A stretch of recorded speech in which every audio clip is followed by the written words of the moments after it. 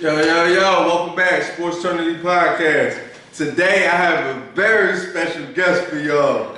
Introduce yourself. What's up? I'm Coach P, co-founder of League of Villains 707 and defensive coordinator of Longcrest Lions 12U.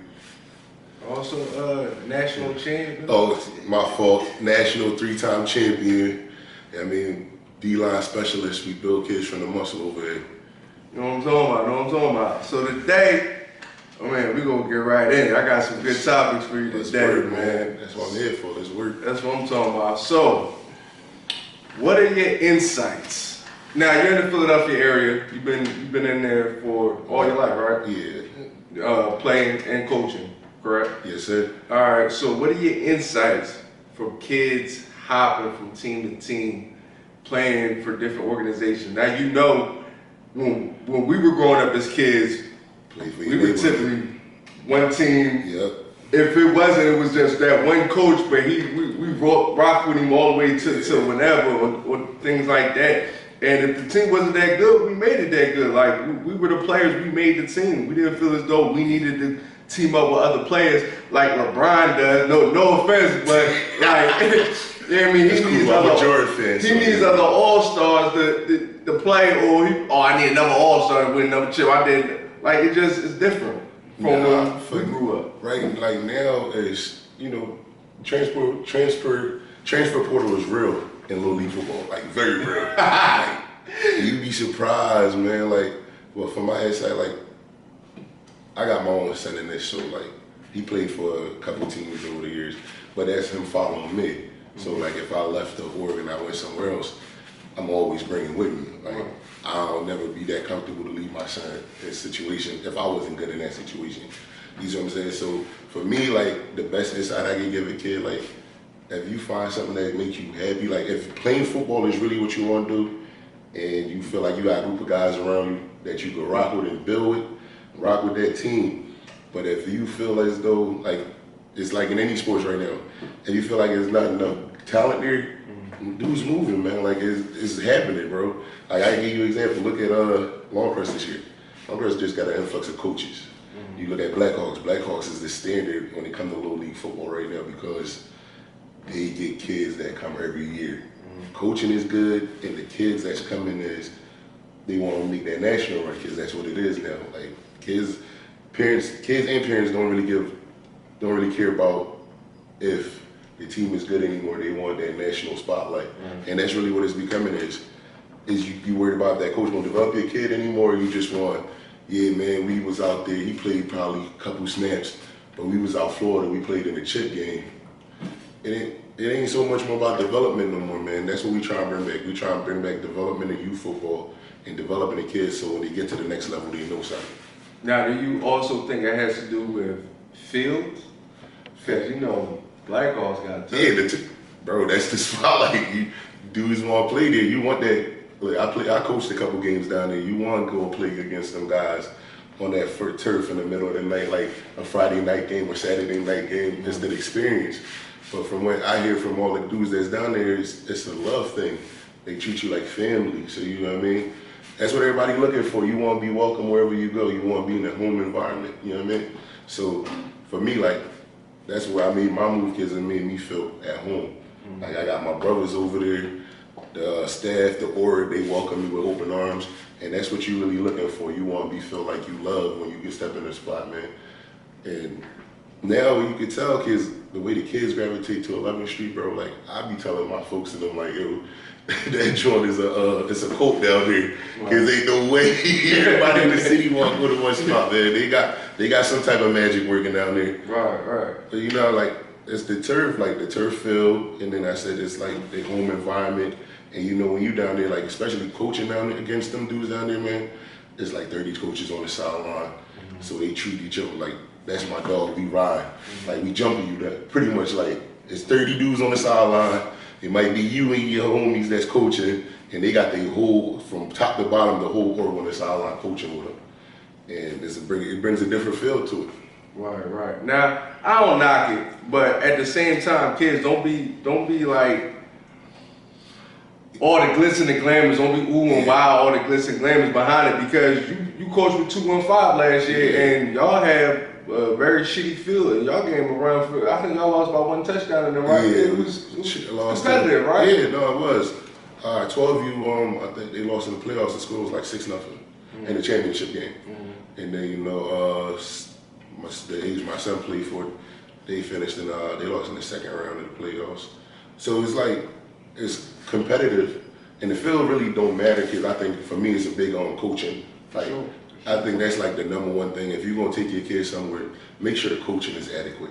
Like, you want to be able to just step and be like, yo, if I leave my son here for these 2 hours and this is what he's doing, like, he learning something. Right. You should be like me as a coach. Like, when my son come home, I wasn't coaching him. All right, let's jump on the board. What you know? What you learned today? And that's the type of stuff I did. Can you get on the chalkboard, draw up the plays, draw up the schemes that you win, stuff like that? Because that's how you know that your kid is learning something. Because I can ask you 1,000,001 questions, and you can tell me you don't know. But when I put you on the board from this experience you have, you should be able to draw me something. You gotta come away with something from that experience. For sure. I like that. You got anything else on that? And man, like I said, I think the biggest thing, and like a lot of dudes are saying we lacking, is coaching. But I don't think it's lack of coaching, is always the shift. Like, if dudes don't really want to coach no more, they want to just get the new shiny toys. So, oh, young boy, he nice, let me pick him up and put him on my team because I don't got to do that much work with him. We got to get back into the culture of development, man. Like, that's what the knock is. We got to get back into developing our youth. Like, if we do whatever sport it is, we got to get back into fully immerse ourselves into developing them, whatever their skill sets are. We got to take that time and effort. We got to stop worrying about, oh, this kid, he 85% done already, and you got a kid right behind him, he might be 30%, but that kid ceiling might be way higher than that kid you so gun-ho on, because that kid is seeing the work and he's still putting the work in, but as though you're not putting that much work in with that kid that you feel like is already there. Right. So it's really like you got to develop. For sure. And that gotta go down to the coaching. Yeah, definitely go down to coaching. Like, as a coach, like me, I feel like I put myself in this category. I'm a developmental coach. Like, I'm more so focused on your development. I ain't never been too hype about kids that's like the best kid in the city, the best cook in the state or country, wherever. Like, I want that kid that's gonna come to practice every day and want to learn. Because a lot of them kids that feel like they're at the top of their game already, they don't want to learn. Because they being told by everybody around them, like, yo, I'm the man already, so they feel like they work ethic ain't the same. And listen to the pop, and they pop yeah, cool. Yeah, that's facts too. You ain't never lie about that, man. Yeah, that is real. But that's what it is, like, bro, we gotta get back into the development stage of this shit. Like, it really need to be a development thing for us. And I feel like if Philly get back into that, not even just Philly, PA, I can't say PA, I say Philly because PA, some of these white teams out here, good. And they well disciplined from top to bottom. They run structured programs. We gotta get back to like that, you know what I mean? Like golden days, like when you had the Tech, they had Northwest and them. They was running stuff. Even us at OC, when we won them 2 chips back to back, and then came back and went to Mayfair and won one. It's about that structure. We gotta get back to that. Right. And like you said, I coach with you, so we went to a couple white teams. They were so disciplined, bro. Like, so disciplined and so structure-wise. You didn't have any issues, no problem. Like, stand-up organizations. But then you come back to Philly, and then of course it's rah-rah. Yeah. And honestly, that's why I took my son away, because I moved out the city for a reason. Right. So why'd I bring my son back into that? Nah, you see what I'm saying? No, that's understandable.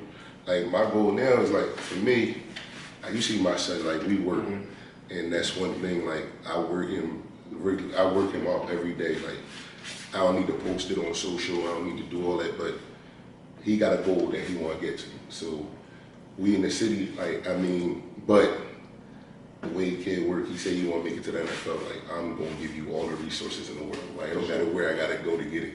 Sure. So, you know what I mean? The city, it can be toxic at times, bro, but it's at home for me. You feel me? It's at home for me. So when I'm there, like, I make the best out of it. That's why we started, like, Lead the Villains. That's why we started Team Authentic and stuff like that. We got these programs in place where we going to go into the inner city and we going to start developing these kids. We're going to get them off the streets, get them in something active, you know what I'm saying? Because the biggest thing in the city right now is trying to get these youth into something other than the streets. Exactly. You know what I mean? So that's what we're pushing right now. Because you ain't winning against the streets. No. They undefeated. Can't never win against them boys, man. You either going to end up in jail or you going to end up 6 feet. And you don't want neither one. Trust me, they ain't a place for nobody. Not at all. All right, well, that's pretty much, kids, do things that's best for you. And also, coaches, let's start teaching these kids morality. Yes. I mean, you gotta stand for something. Like, it's okay, all right, if a team doesn't work here, then you go into another team, or that doesn't work there, but what's the reasoning behind this? Is it for the right reason? Right. Or is it really for the wrong reason? And let's kind of define what's wrong. You see what I'm saying? Teach them as they're going, so why it's happening is life lessons and teaching lessons that as though that they could take on to where as though when they go to college, because this transfer portal is ridiculous. Yeah. It's ridiculous. Like it's teaching bad things for the kids, because at the end of the day, you're not sticking nothing out. Right. As a man, you have to have some type of respect for yourself and be like, I made this commitment, so I'm sticking this out and I'm bossing it out. And that's why I respect Jalen Hurts with Alabama. He had to leave, but he stuck that thing out to the end, yo. That's facts. And That's it was a bad thing for him to do to leave, but because Nick Saban did him dirty, but he was sticking it out. That's because of what you was taught as a young age. You know what I mean? And that shows kids is loyalty. Like, I'm loyal to this program, but how much longer can I hold out? You know what I'm saying? Right. Yeah, that's what was him in Alabama. He was there for like 2-3 years before he left. You see what I'm saying? Like, damn. And you wasn't even touching the field. Like, And he was bailing people out. The only time people would go in the game was when somebody else messed up or somebody got hurt. He go in, he's winning. He's dropping dimes. He's bailing the other QB out. I was watching Skip and Shannon. He was talking about that, and then Shannon and Skip was like, Shannon was like, "Nah, I don't really like him." Skip was like, "No, he the guy. He a leader. He a champion. He know how to get the job done." But you're starting to see that now. Shout out to the Eagles last night, man. You gotta respect it. You gotta respect it. Yeah, man. All right, SportsTernity, baby. That's what I'm talking about.